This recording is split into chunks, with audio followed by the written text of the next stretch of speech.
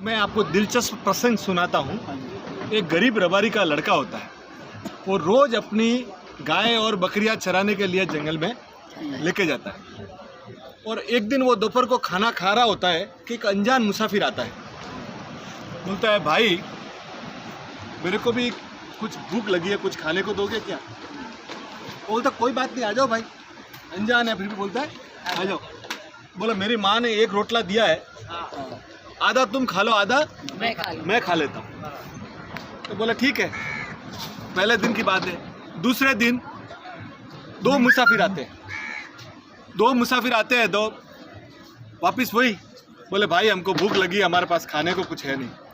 तो वो बोलता है कोई बात नहीं, अपने मेरे माँ ने एक रोटला दिया, अपने 3 टुकड़ा कर लेते हैं। वो 3 टुकड़ा कर लेता है। तीसरे दिन 3 मुसाफिर आते हैं, तो वो बोलता है 4 टुकड़े कर लो, तीनों अपने और चारों मैं खा लेता हूँ।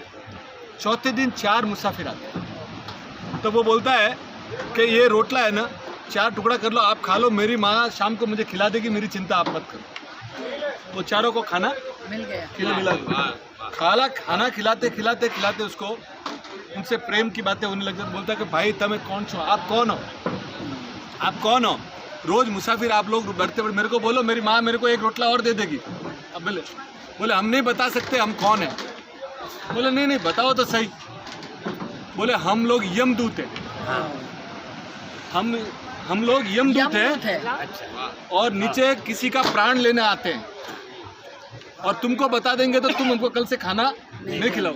बोले ऐसी कोई बात नहीं है, तुम आओ, पर तुमसे हमारी अपनी प्रेम हो गया तो मुझे मेरी मौत कब है मुझे बताओ, मेरी मौत कब है मुझे बताओ। तो वो बोलती है कि भाई हमारे किताब में लिखा हुआ हम बता नहीं सकते।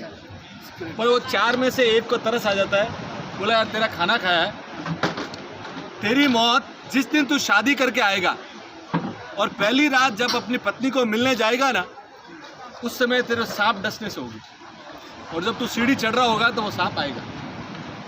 वो बात चली जाती है।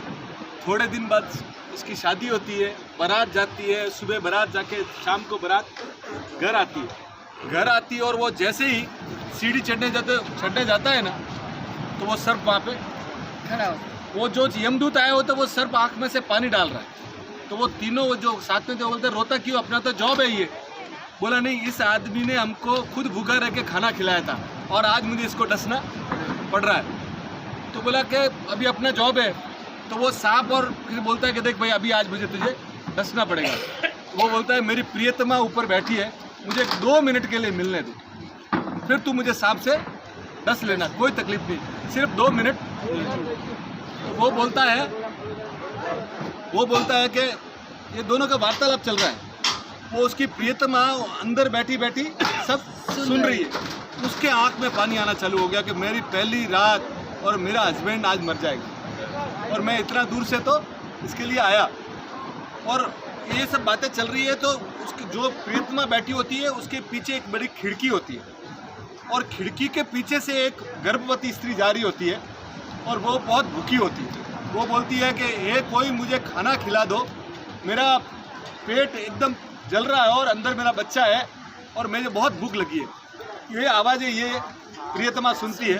तो उसके घर पे जो भाता बोलते हैं ना, खाना उसकी जो माँ ने डाल रखा था, माँ ना मिठाई वगैरह बोलती है, अभी मेरा तो पति अभी चल जाएगा, मेरे कुछ काम का नहीं। वो अपनी साड़ी से उसको नीचे डाल देती, और वो जैसे स्त्री खोलती है, स्त्री खोल के वो सीधा एक मुंह में निवाला लेती है। एक जैसे वो मिठाई अंदर जाती है, उसके अंदर से निकलता है, अरे तेरा चूड़ा चांदला अमर रहे, तेरा चूड़ा चांदला अमर रहे, तेरा सुहाग अमर रहे। वो जैसे ही बोलता है वहाँ के यमराज से वहाँ से आता है उसको सबको के बैक, रिटर्न बैक।